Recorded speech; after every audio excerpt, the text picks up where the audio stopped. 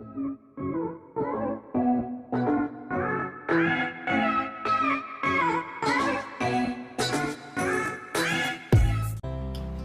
hi everyone, I hope all of you are in the pink of your health and I am charming as always.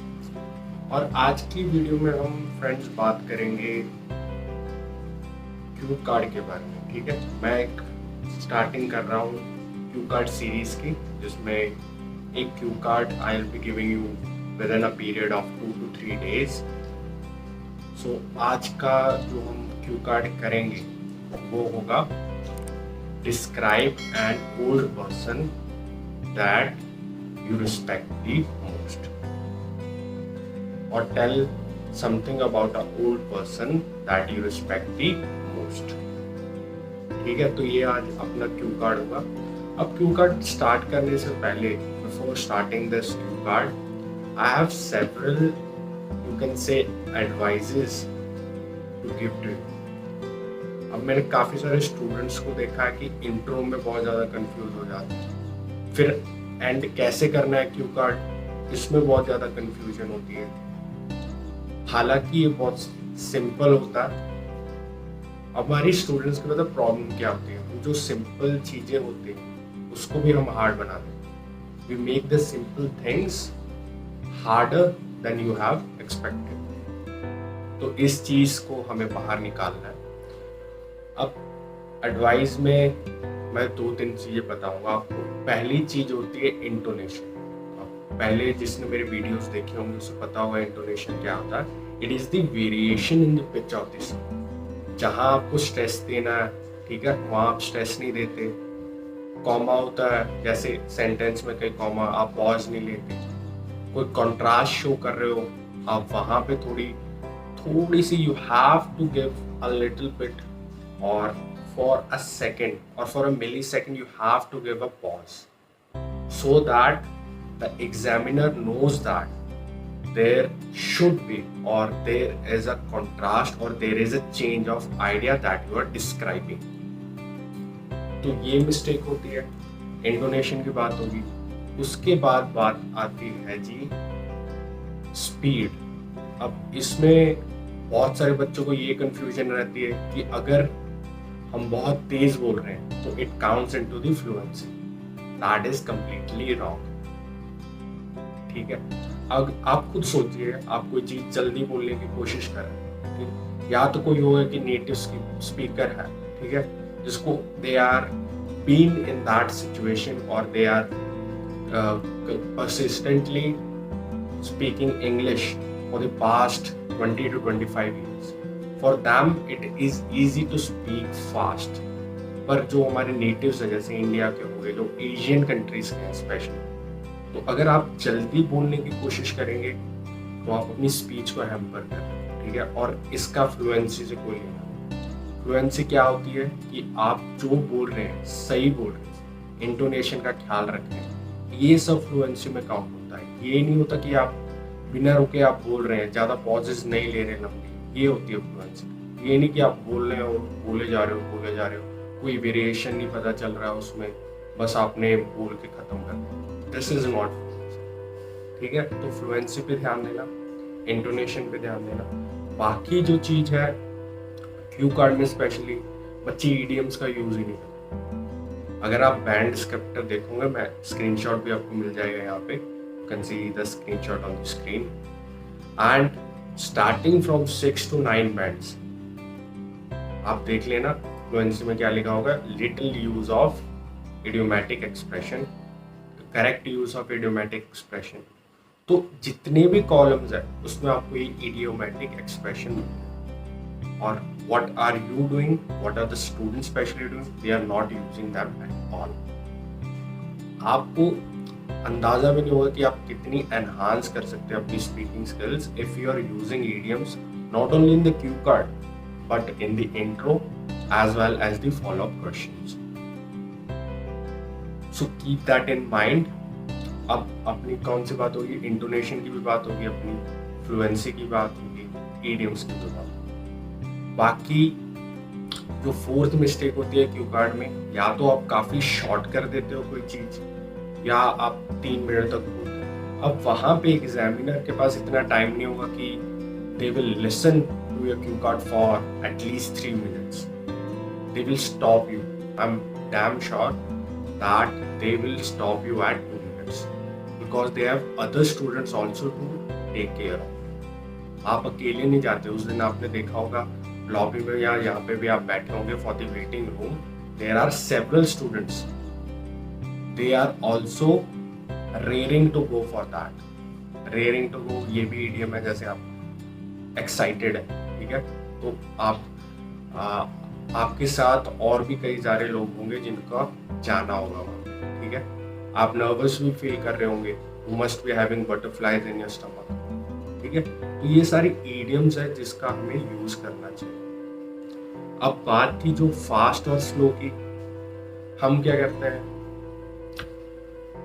1.5 minute का अगर हमारा हो रहा है तो आप रिकॉर्डिंग्स कीजिए. रिकॉर्डिंग से आपको पता चलता है, आपको खुद अपने आप पता चलने लग जाएगा कि जब आप बोलते हैं तो कौन से वर्ड को आप बार बार रिपीट कर रहे हैं, ठीक है. उसको सब्स्टिट्यूट कीजिए. There are many connectors and linkers. Student use ही नहीं करते, ये अपना 4th पॉइंट है, ठीक है, पहले बता रहा हूँ. अब जिसकी प्रॉब्लम आती है कि वो ज़्यादा बोलता है, जो कि most of the cases is not the problem. It is not with everyone की सब 3 या 4 मिनट बोल सकते हैं, ठीक है, because it is not our first language. तो इसमें क्या है, आप उसको 2 मिनट्स तक कंसाइज कीजिए. जो आपको लगता है कि the points that are futile, ठीक है, that doesn't hold any value, आप उसको इरेडिकेट कीजिए. फॉर दोज जिनका 1 मिनट या 1.25 मिनट तक आप जा रहे हैं, उसके बाद तो आप ऐड कीजिए उसमें, ठीक है, कौन सी क्वालिटीज हैं कुछ, जैसे हाउ यू फेल्ट अबाउट. इसमें इडियम्स आप यूज कर सकते हैं, ठीक है. अब कोई फीलिंग है जैसा आप महसूस कर रहे हो, उसको तो आप बहुत अच्छी तरह एक्सप्लेन कर सकते हैं, ठीक है. अपने बारे में कोई चीज प्लीज एक्सप्लेन इट, उसको एक्सटेंड करो. तो रिकॉर्डिंग्स डू मेक दिस, ठीक है. अगर आप रिकॉर्डिंग्स नहीं कर रहे हो, आप सोच रहे हो कि मैंने एक क्यू कार्ड प्रिपेयर किया, रट लिया, ठीक है, that is also the mistake.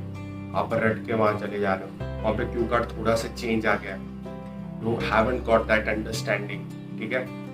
कुछ तो स्टूडेंट्स होते हैं जो रट लेंगे, उसको मोल्ड कर सकते हैं, ठीक है.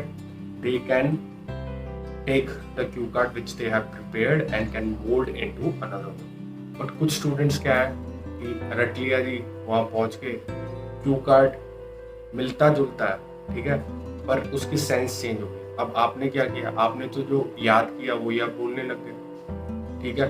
तो इससे क्या होगा, जो आपका स्कोर है दैट विल प्लमेट. आपका बैंड स्कोर जहाँ आपको लग रहा था कि 6, 6.5 आ जाएंगे, अब वो नीचे चला. अब 13,000 रुपये डाल दे के आपको फिर से जाना पड़ेगा. So do avoid that. और आपने अभी देखा ही होगा कि किस स्पीच या किस पेस में मैं बात कर रहा हूँ, ठीक है. तो उसमें गलतियाँ होने के चांसेस काफ़ी कम होते हैं. तो do keep a normal pace, that will be best for you. Okay, तो ये सारे थे जी पॉइंट्स. अब इसको हर वीडियो में हम डिस्कस नहीं करेंगे, जहाँ पे ज़रूरत होगी सिर्फ वहीं पे बोलेंगे. फर्स्ट वीडियो तो मैंने आपको बता दिया कि these are the points that you have to take care of. These are instrumental in your speech, बहुत ज़रूरी है, ठीक है. So do take care of it. अब स्टार्ट करते हैं जी अपना क्यू कार्ड. तो क्यू कार्ड में फर्स्ट है डिस्क्राइब अ पर्सन और describe a old person that you respect the most. Who is that person, how you know about him और हर, how do you felt about him और her, and last one is why do you respect him. तो अपने ये 4 Qs हो गए. अब इन 4 Qs में स्टूडेंट्स को प्रॉब्लम आती है इंट्रोडक्शन. अब इसमें कीवर्ड्स, जैसे हम रीडिंग में कीवर्ड ढूंढते हैं ना, इसमें भी हमने we have to do the same thing. Just look at the line of the cue card, right. अब उसमें आपको कुछ वर्ड्स मिल रहे हैं, जैसे फॉर एग्जांपल कोई और क्यू कार्ड ले लेते हैं, describe a journey that was delayed. अब इसमें क्यों मेन वर्ड क्या है main word, journey. Old person में क्या हो गया, तो आपको उसी के ऊपर इंट्रो करना, ठीक है। और जैसे कोई अभी रिस्पेक्ट की बात आती है तो आप अपनी कंट्री का एग्जाम्पल ले सकते हैं। You can put the example in front of the examiner of your own country. इतना कुछ है यार, हमारे वॉर्स है, रिलीजन्स है, उसके ऊपर आप इंट्रो बना लो, उसमें बता दो कि फ्रॉम द एराज और from the centuries, right, the people in my country, specially in this religion, they respect their elders a lot and there have been examples throughout the centuries। तो आप ये बोल सकते हो।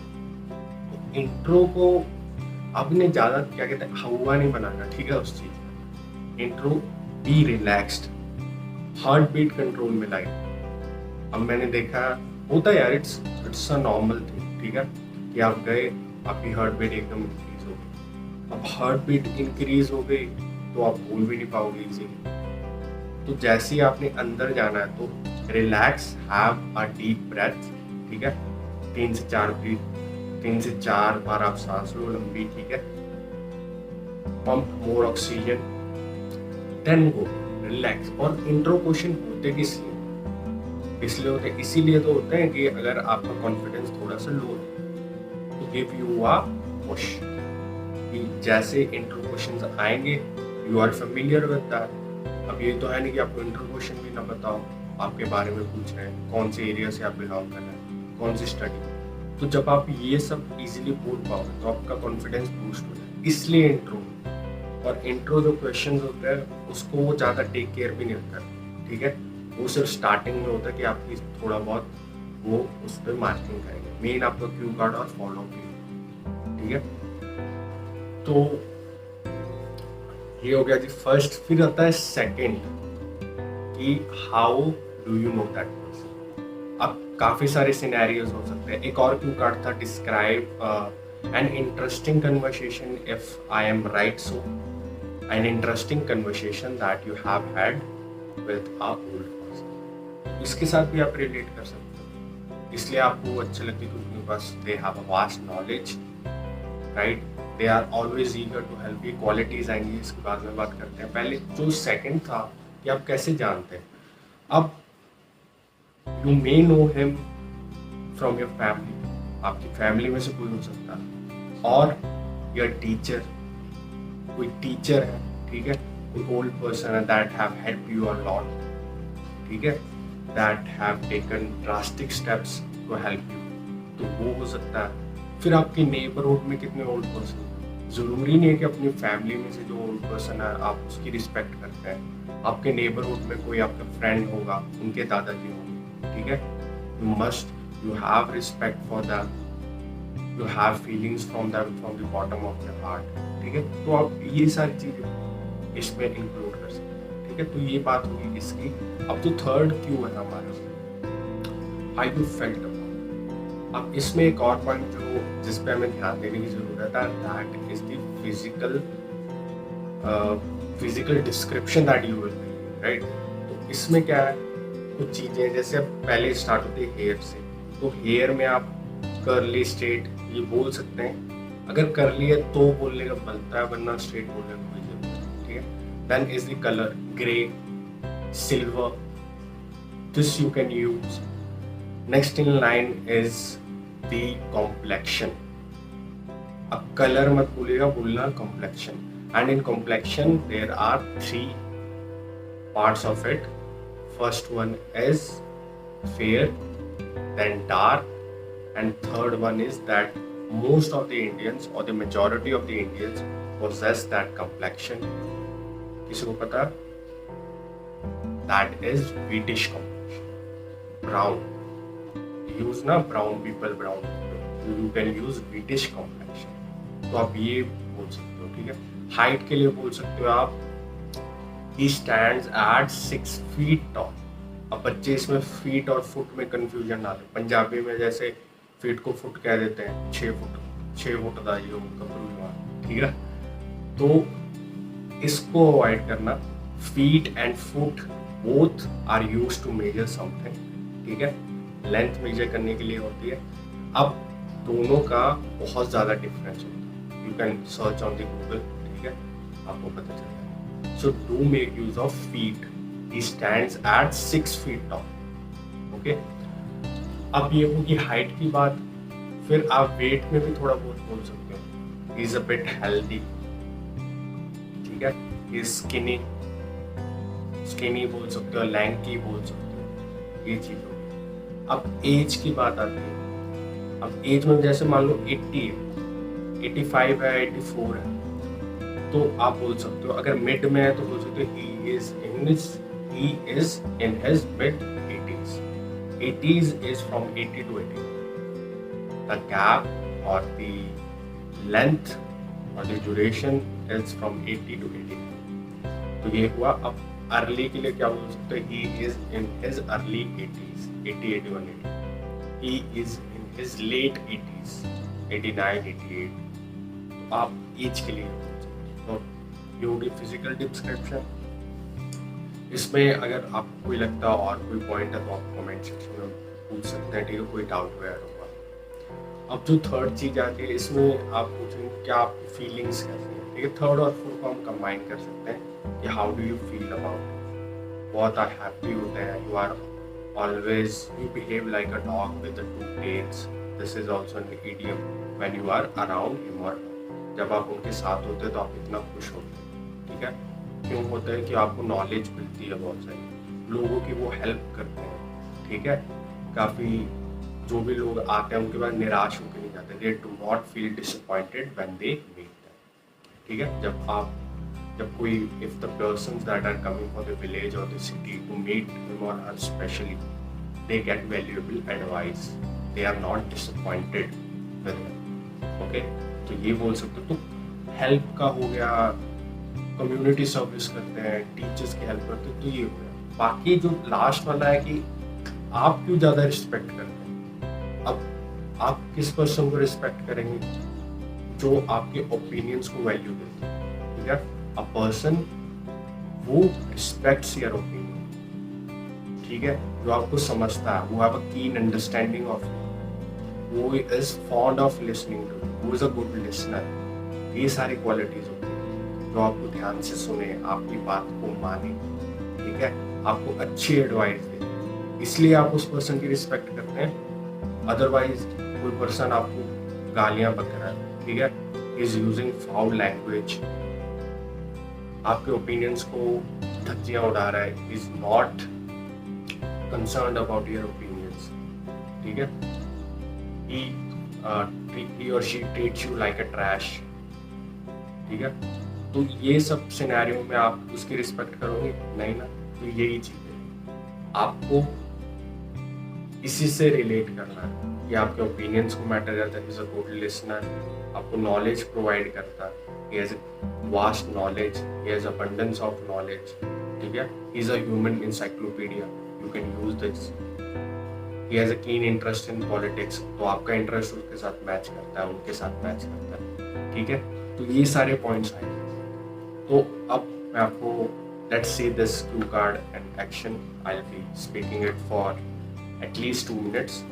तो अगर आपको यहाँ तक वीडियो अच्छी लगी है, ये एडवाइस आपको लग रहा है कि it is fruitful for you, so do subscribe. और आगे वाली वीडियोस में और भी क्यू कार्ड आते रहेंगे with in a period of 2 to 3 days. So do not forget to press the bell icon so get the latest notification. So without wasting any further time, let's begin the cue card. Well, needless to say, India is a country which is rich in its culture and heritage. Throughout the centuries, many wars have been fought on the same grounds. Not only this, many religions have emerged which are celebrated across all the nations. And from this literature, one thing that is common in all the religions is to respect their elders. And I am blessed today that I will be talking about the person whom I respect the most, and he is none other than my grandfather. Well, his name is Paramjit Singh. He is a retired army ex-officer, and I try to follow his footsteps. About the physical description, he is in his early 70s, but having said that, he is fit and fine as a young teenager. He has stores of energy inside him. At present, he is the head of my village, and whenever people have any problems or grievances, they come first to my grandfather. And my grandfather wholeheartedly solve their problems, and no one is disappointed after meeting with my grandfather. In addition to this, my grandfather has stories of true friendship. He's in touch with his colleagues from the past 50 years. That shows how committed my grandfather is. Well, there are lots of reasons for which I like my grandfather, but the three most important qualities that I see in him is the vast knowledge that he possesses. I even call him a human encyclopedia. You can ask anything from him and he comes with an answer within 1 or 2 seconds. Not only this, he is a very keen listener. Whenever I have any problems, I tell to him and he listens to them as if a small child is paying attention to his father. Whenever my opinions are not respected by my parents, my grandfather does not do the same. He always listens to me first and then he tells me whether that opinion of mine is valid or not. For these qualities, I love my grandfather. Whenever I am around him, I am on cloud nine. So, about my grandfather, I am eternally grateful to him. I am at loss of words to explain it. Thank you.